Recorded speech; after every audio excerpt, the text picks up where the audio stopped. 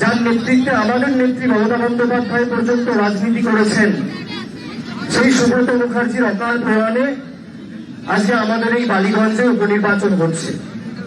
বালিগঞ্জের কানায় কানায় সুব্রত মুখার্জি রয়েছে, আনাচে কানাচে প্রত্যন্ত পাড়ায় এলাকায় প্রতিটা জায়গায় সুব্রত মুখার্জি রয়েছে এবং তিনি যেভাবে উন্নয়নমূলক কাজ করেছেন বিগত দিনে, তার নাম স্বর্ণাক্ষরে বালিগঞ্জের প্রত্যেকটা পাড়ায় লেখা থাকবে, এ নিয়ে কোনো সংশয় বা দ্বিধা নেই। কিন্তু তার অসম্পূর্ণ কাজ সম্পূর্ণ করার জন্য তৃণমূল কংগ্রেস প্রার্থী করেছে বাবুল সুপ্রিয়কে। আপনারা জানেন, প্রার্থী ঘোষণা করার পরেই অনেকে অনেক কথা বলেছে যে বাবুল সুপ্রিয়কে ভোট দেওয়া মানে বিজেপিকে ভোট দেওয়া। আমি তাদেরকে বলতে চাই যে বাবুল সুপ্রিয় বিজেপির আদর্শ ছেড়ে তৃণমূল আদর্শ কাঁধে নিয়ে তৃণমূল কংগ্রেস যোগদান করেছে। বাবুল সুপ্রিয় জয় শ্রীরামের রাজনীতি ছেড়ে জয় বাংলার জয় হিন্দের রাজনীতিতে বিশ্বাস করে তৃণমূল কংগ্রেসে যোগদান করেছে।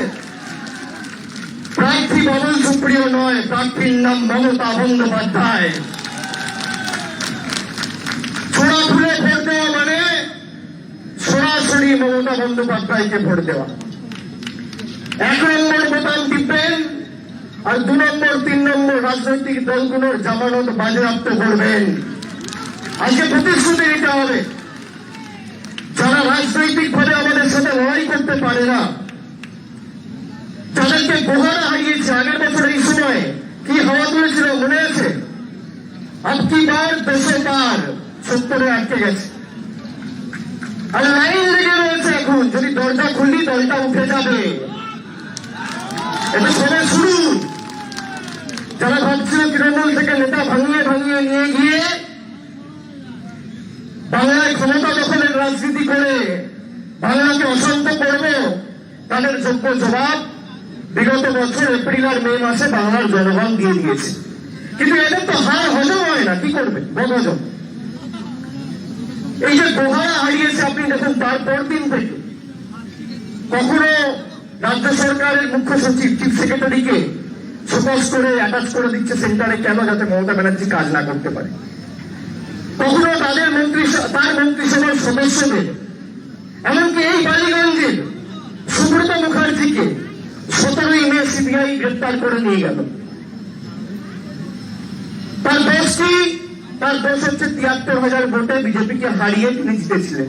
মাঠে ময়দানে লড়াই করতে পারে না, ইডি সিবিআই কে লাগিয়ে এরা নিজেদের ক্ষমতা দখলের লড়াইয়ে নির্লজ্জভাবে নেমেছে। আর একদিকে কংগ্রেস আর একদিকে সিপিএম জগাই মাদাই, আর একদিকে বিজেপি বিদায়। Jagai Madai R E D CBI, এই তো 4 জনের অ্যালায়েন্স। এরা মমতা ব্যানার্জিকে হারাবে। বালিগঞ্জের মানুষকে জবাব দিতে হবে, যে অবিচার, যে অন্যায়, যে অসম্মানেরা সুব্রত মুখার্জির বিরুদ্ধে করেছিল, আগামী 12 তারিখ 1 নম্বর বোতাম টিপে এদের গাড়ে গণতান্ত্রিক ভাবে একটা করে থাপ্পড় মারতে হবে। আপনারা বলুন, তারপর থেকে সুব্রত মুখার্জিকে নিয়ে গেল কেন? তিনি নারদে রয়েছেন বলে। আর নারদের মেন মুখ্য চরিত্রে যে অভিনেতা রয়েছেন, কাগজে মুড়ি দিয়ে টাকা নিচ্ছিল, সেটা জনসমক্ষে রয়েছে। সে এখন ধোয়া তুলসী পাতা, কেন? বিজেপিতে গেছে। সে ধোয়া তুলসী পাতা, বড় বড় ভাষণ দিচ্ছে, সততার প্রতিমূর্তি। আরে বাবুল সুপ্রিয় তৃণমূলে যোগদান করেছে, আসানসোল সিট থেকে ইস্তফা দিয়ে সিটটা রিজাইন করেছে। তোমার মধ্যে যদি আদর্শ থাকে, বাড়ির পরিবারের লোককে বড় রিজাইন করতে, তারপর বড় বড় কথা বলবে। আর কতখানি কত সাল তৃণমূল বুঝে নেবে। আসুন না, মাঠে ময়দানে লড়াই করুন। প্রেসিডেন্ট রুল করবেন, বলছে না 356 করবো, করুন। 213টা সিট জিতেছিল, এবার 250 জিতবে। আমি আপনাদের মাঝে দাঁড়িয়ে কথা দিয়ে যাচ্ছি। মানুষের মাঝে আমরা রয়েছি, আমরা বসন্ত ফকির না। যারা ডেলি প্যাসেঞ্জারি করতো দিল্লি থেকে, গুজরাট থেকে, মধ্যপ্রদেশ থেকে, দ্বিতীয় মেয়ে ফল বেরিয়েছে, টিকিট করে দেখতে পেয়েছে না? আর দেখা গেছে। আর সিপিএম এর বাবুরা এখন বড় বড় কথা বলছে, কই এনআরসির সময় কবে রাস্তায় নেমেছিল? তৃণমূল কংগ্রেস রাস্তায় নেমেছে, আমি মিছিল করেছি। আমাদের নেত্রীর নেতৃত্বে মানুষকে সংগঠিত করে আমরা এনআরসির বিরুদ্ধে ক্যাম্পেইন করেছি। সারা ভারতবর্ষের নজির সৃষ্টি করেছে তৃণমূল কংগ্রেস, অন্য কোনো রাজনৈতিক দল করে দেখাতে পারে। কোভিডের সময় নিজের জীবন বিপন্ন করে যদি কেউ কাজ করে তার নাম হচ্ছে তৃণমূল কংগ্রেস। আমাদের কর্মী সমর্থকরা আপনাদের পাশে দুঃখের সময় ছিল, আপনার সুখে আপনার ভালো সময় আপনি তৃণমূলকে পাবেন না, কিন্তু আপনার দুঃখে আপনার বিপদে আপনার আপদে তৃণমূল কংগ্রেস ছিল, আছে, থাকবে, অন্য কাউকে খুঁজে পাবেন না। আজকে বলুন কি পরিস্থিতি করেছে দেশটা, মূল্যবৃদ্ধি থেকে শুরু করে নারী নির্যাতন প্রশাসনে পাঠিয়ে দিয়েছে, বেকারত্ব থেকে শুরু করে দৈনন্দিন জীবনের নিত্য প্রয়োজনীয় জিনিসের আকাশ ছোঁয়া মূল্য বৃদ্ধি। আপনি জানেন 2019 সালে পেট্রোলের দাম কত ছিল? ৭৪ টাকা। আজকে পেট্রোলের দাম ১১৫ টাকা। আপনি দেখুন বাংলার নির্বাচনে হেরেছিল, এক ধাক্কায় পেট্রোলের ৫ টাকা ১০ টাকা দাম কমিয়ে দিয়েছিল। মনে আছে অক্টোবর মাসে দীপাবলির প্রাক্কালে বাংলায় একটা কথা আছে না, খেলায় না পড়লে বিড়াল গাছে ওঠে না। এরা তৃণমূলের কাছেই জব্দ। বাংলায় হেরেছিল বলে পেট্রোলের ৫ টাকা দাম কমেছিল। উত্তরপ্রদেশে জিতেছে, ১৫ দিনে ১৩ বার পেট্রোলের দাম বাড়িয়েছে। ডিজেলের দাম ছিল ৬০ টাকা, সেখান থেকে ডিজেল আজকে ৯৯-১০০ টাকা ছুঁই, কালকে ১০০ টাকা পার করে দেবে। আপনি দেখুন জীবনদায়ী ওষুধ ৩ গুণ দাম করে দিয়েছে। আপনি দেখুন এই মহামারীর সময় প্যারাসিটামলের মতো ওষুধ ১৮ টাকা ১৬ টাকা দাম ছিল, সেটা করে দিয়েছে ৪০ টাকা। আর সিনেমা করছে করমুক্ত। যে রাজনৈতিক দল একটা সিনেমা করমুক্ত করে আর এই মহামারীর বাজারে ওষুধের উপর কর চাপায়, তাকে যোগ্য জবাব দেওয়া উচিত কি উচিত না? মা ভাই বোনেরা বলুন বলুন। নিজেদের রাজনৈতিক স্বার্থ চরিতার্থ করতে ভারতবর্ষের আজকে দিনের কি নোংরা না সিনেমা করমুক্ত আর জীবনদায়ী ওষুধের উপর ২৭%, ১৮%, ২৮% জিএসটি। র্যান্টাক সিরাপের দাম দেখুন ৮০ টাকা ছিল, আজকে ১২০ টাকা। কেরোসিন তেল কত টাকা ছিল? ৩০ টাকা ১ বছর আগে, আজকে ৭১ টাকা লিটার। রান্নার তেল ১০০ টাকা লিটার ছিল, আজকে ১৯০ টাকা লিটার। আপনি দেখুন মূল্যবৃদ্ধি কোথায়। বালিগঞ্জে এদেরকে হারান, সারা ভারতবর্ষে বুক ছিটিয়ে তৃণমূল কংগ্রেস লড়াই করবে। আমি যতদিন দলের সাধারণ সম্পাদক আছি ১ জমি এদেরকে ছাড়বো না, আমি কথা দিয়ে যাচ্ছি। প্রত্যেকটা রাজ্যে তৃণমূল কংগ্রেস ঢুকবে। আমি ৩ মাস আগে বলেছিলাম যা, আজও তাই বলছি। আগামী বছর ত্রিপুরায় মেঘালয় নির্বাচন রয়েছে, তৃণমূল কংগ্রেস লড়বে এবং একাধিক রাজ্যে যাবে, শুধুমাত্র ত্রিপুরা, মেঘালয় আর গোয়া নয়। আমরা গোয়ায় গেছি, আমাদের কাছে সীমিত সময়ের মধ্যে আমরা সার্বিকভাবে যদি দেখেন ৬% ভোট, আর যে ২৬টা আসনে আমরা প্রতিদ্বন্দ্বিতা করেছি প্রায় ৯% ভোট তৃণমূল কংগ্রেস নিয়ে এসছে। বিজেপির ৯% পৌঁছাতে কতদিন লেগেছে বাংলায়? আমাদের ৩ মাস লেগেছে।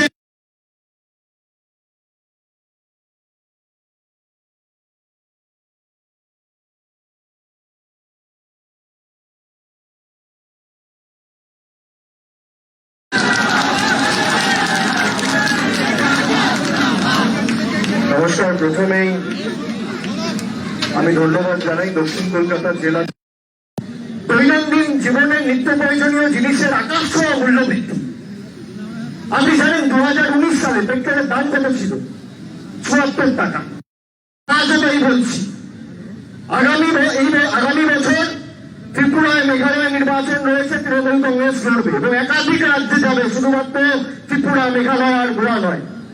আমরা গোয়ায় গেছি, আমাদের কাছে সীমিত সময়ের মধ্যে আমরা সার্বিকভাবে যদি দেখেন ৬% ভোট, আর যে ২৬টা আসনে আমরা প্রতিদ্বন্দ্বিতা করেছি প্রায় ৯% ভোট তৃণমূল কংগ্রেস নিয়ে এসছে। বিজেপির ৯% পৌঁছাতে কতদিন লেগেছে বাংলায়? আমাদের ৩ মাস লেগেছে। যে দল গোয়ার মতো রাজ্যে ৩ মাসে 9% করতে পারে, 5 বছর পর কি করতে পারে ভারতীয় জনতা পার্টির নেতারা একটু ভেবে দেখবেন। আর কোথায় কোথায় কি বলছে? বাংলায় তো ঋণ ৪ লক্ষ কোটি টাকার ঋণ। এখানে সংবাদ মাধ্যম আছে, কি আছে কি নেই দেখতে পাচ্ছেন? আছে তো সবাই ক্যামেরা রেকর্ড করছেন, সবার ক্যামেরা খোলা, যা বলছি জনসমক্ষে বলছি।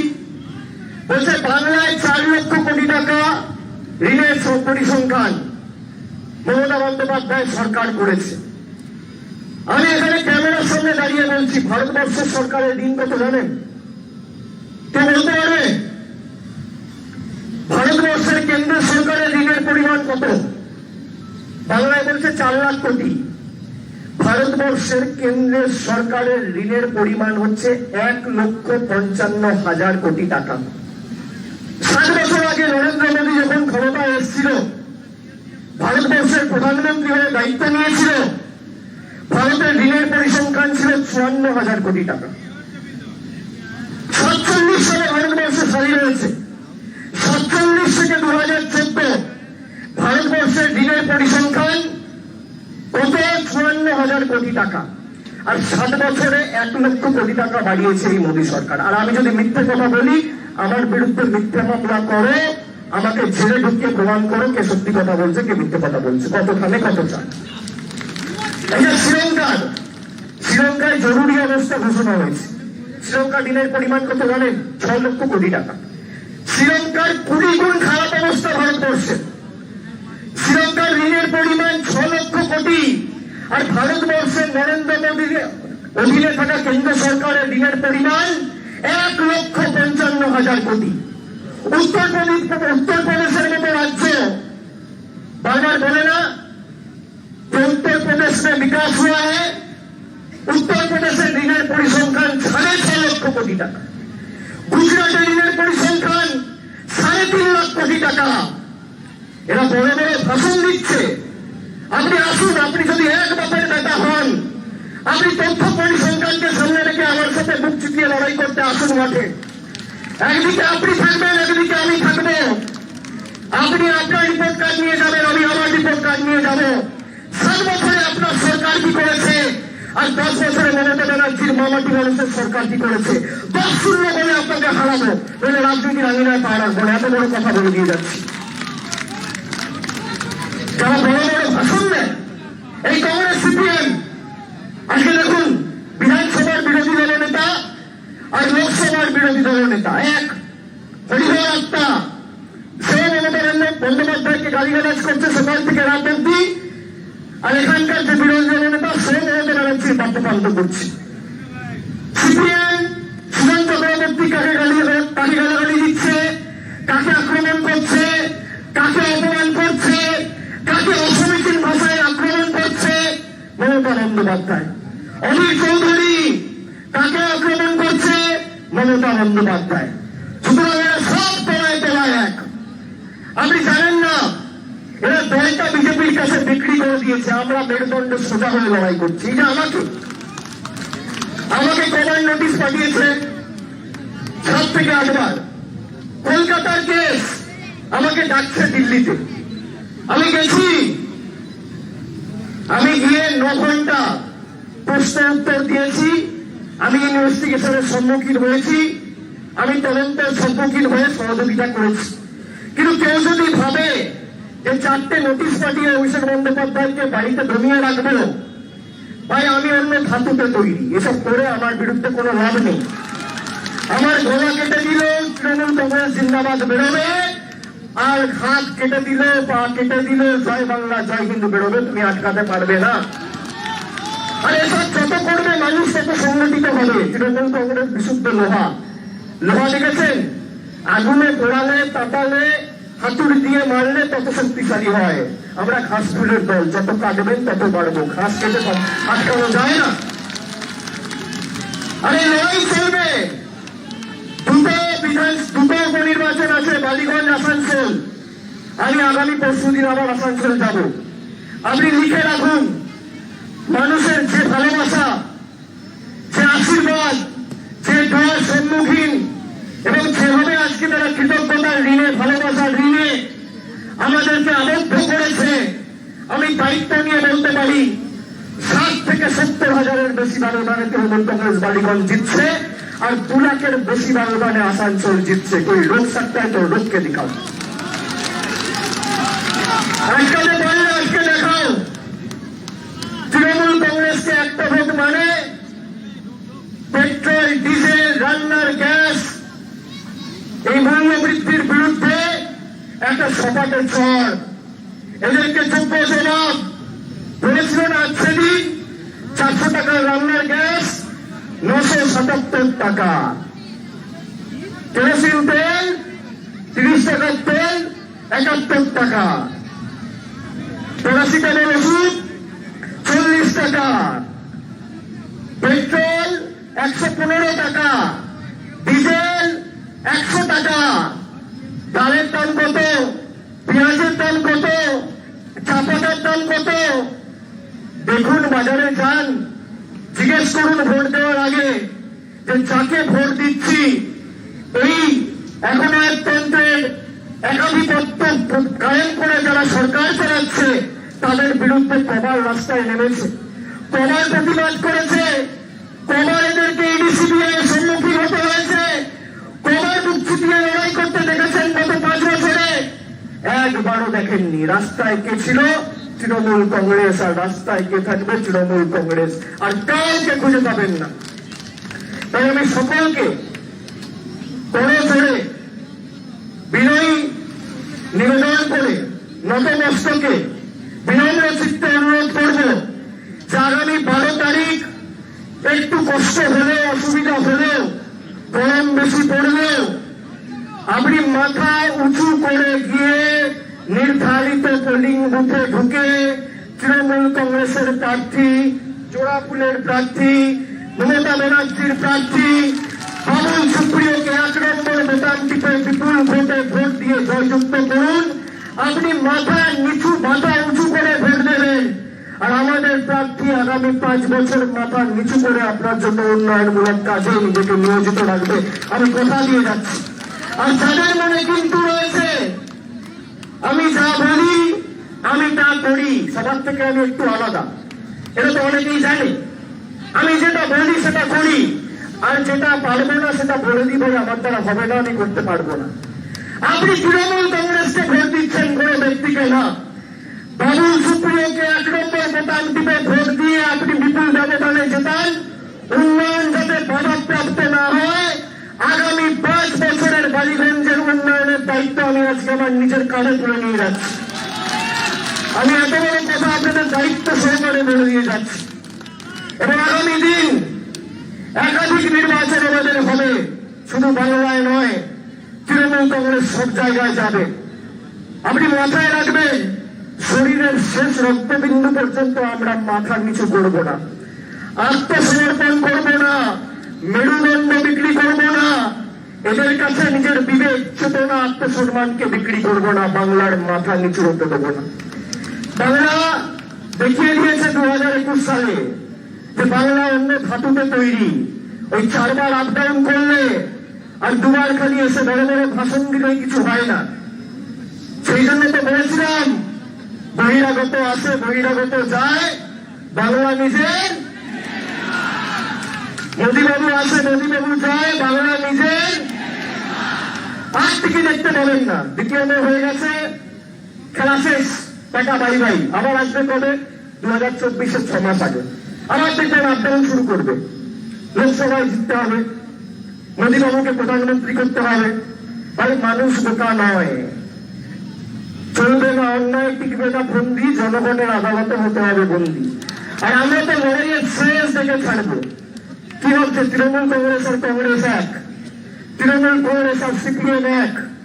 তৃণমূল কংগ্রেসকে তুমি যত এসব করবে, তৃণমূল কংগ্রেস আরো কাজ করার জন্য দৃঢ় প্রতিজ্ঞ হবে।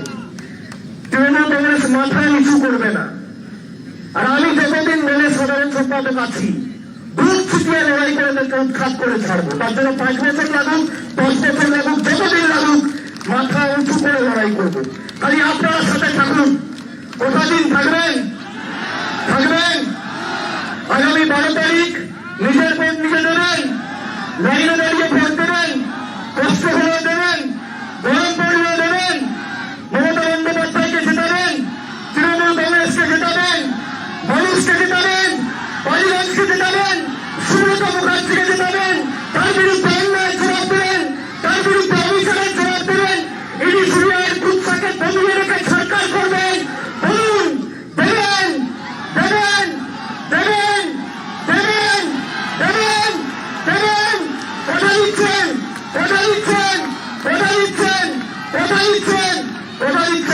সবাই দুহাত তুলে কথা দিচ্ছেন, কথা দিচ্ছেন, কথা দিচ্ছেন।